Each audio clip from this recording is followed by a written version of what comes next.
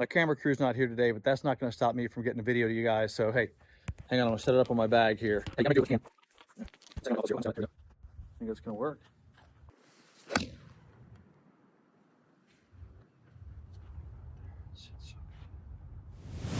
So I just had a really fun practice session today. I thought I would maybe share it with you. But here's the thing that I'm focusing on that might interest you. People ask me all the time, how do you shorten the backswing? You know, it's not about a short swing. It's about an efficient golf swing that hits the positions on plane. And so a lot of guys get the swing long.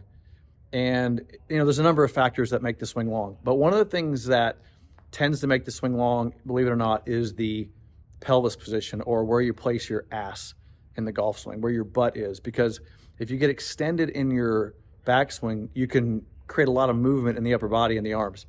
If you limit the amount you let that sacrum or pelvis thrust forward, it keeps you in a posture and it limits arm motion. The golf swing is a set of limitations. It's a set of positions that limit the body. The limitations created from the positions you put your body. Position of the spine is a major limiter, just like your head position. If you move your spine and you, for example, if you stand up in the backswing, your spine goes into a more vertical position, then you can move horizontally in the rotation of your shoulders. If you keep your spine tilted correctly, then you can move your arms and hands in a more planed position relative to the spine.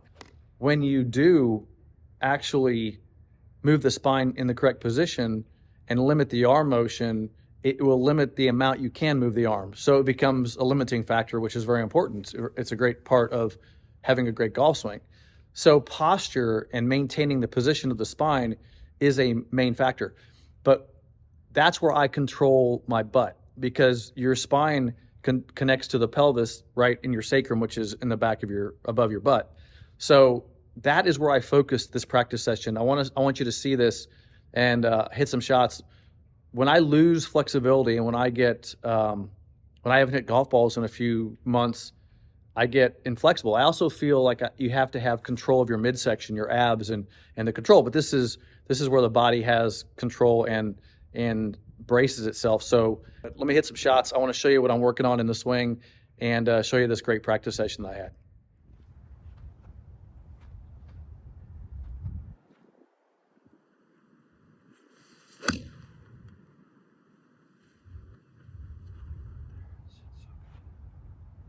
That is hit so good right there.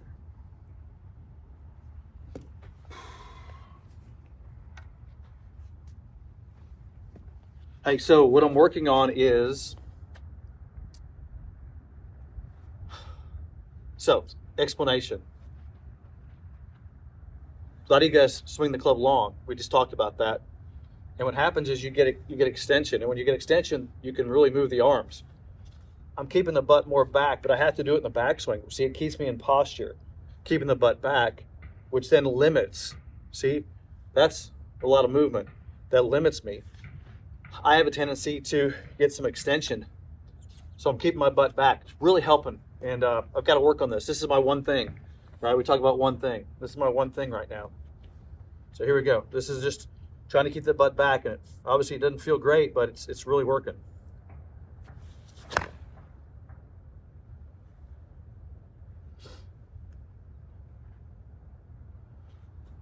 I'm not hitting it perfect, but it's not the point. That's not the point of doing this stuff. It's not to hit it perfect.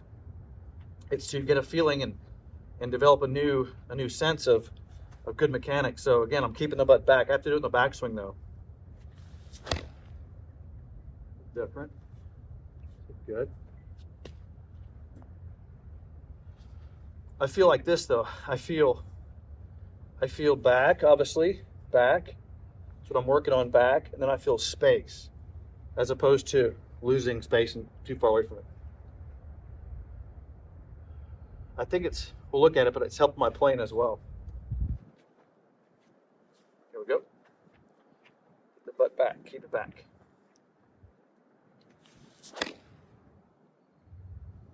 Can't tell on that one, but not bad. Didn't feel as exaggerated.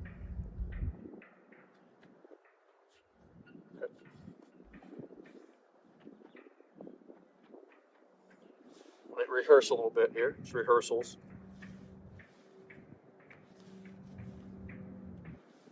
Keep that butt back on rehearsal. That's the best of the day. All right, take a look at this. Okay, let's hit a few more.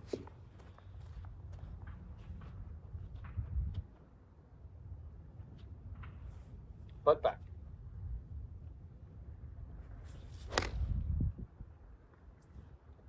Right there. I gotta push it back right now. Yeah, I gotta push it back as I go back, just because that's the opposite of what's happening.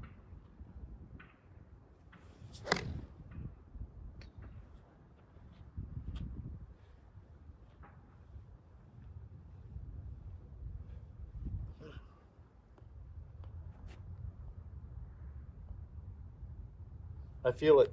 I feel it in my back a little bit. And it's what happens.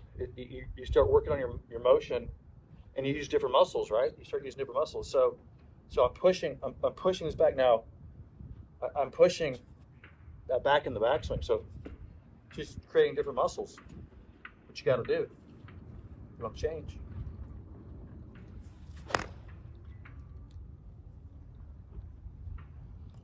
I'll go a little slower on this one. I got to feel it better. Sometimes you got to slow it down. Slow it down. You got to get the feel. Got to get the feel.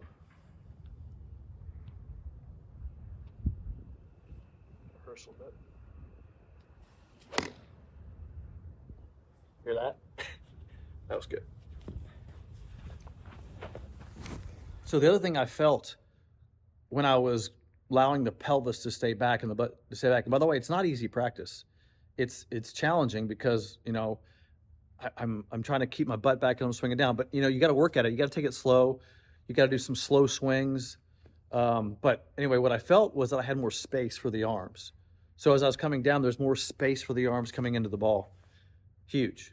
That's huge.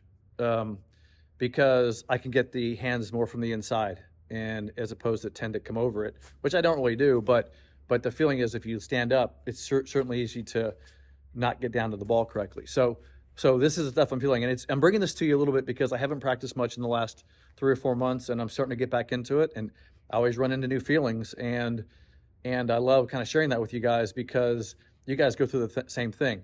I try not to take that much time off, but sometimes life gets in the way, and business has been busy. So I get back out here and I start triggering on certain things. So hope you guys are enjoying this. By the way, just so you know, we have a new single plane community, which is the Single Plane Academy. And there's a lot of free, great content there, all about what I'm teaching you with the single plane swing. And I'll put the link here in the description. Go into the description and click the link to www.singleplaneacademy.com. Click on it and go sign up, and I'll be able to communicate with you and talk to you guys all about the stuff that I do here at Graves Golf with the single plane swing. Hey, I thought I just wrapped up that practice session, but I wanted to show you something. Whenever you have a good practice session like that and you trigger on a feeling, you should go journal about it. You don't want to forget that feeling. It's from 2003. I've always journaled on practice sessions, so I thought it was funny that I grabbed one of my journals to go write in it and had the date 2003 on the front of it. Anyway, make sure you write stuff down that you're working on and keep track of it, keep record of it, because you don't want to lose that feeling for next time. Anyway, if you're enjoying this content, give me a thumbs up, click the bell icon. I'll see you in the next video.